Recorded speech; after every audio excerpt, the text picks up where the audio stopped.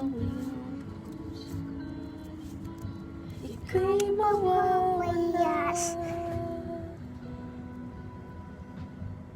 At ngayon, nandyan ka na, di mapaliwanag ang Daya nadama. mo kay Koy. Handa ako sa walang hanggan. Happy birthday, Lisa. Di ka sasaktan.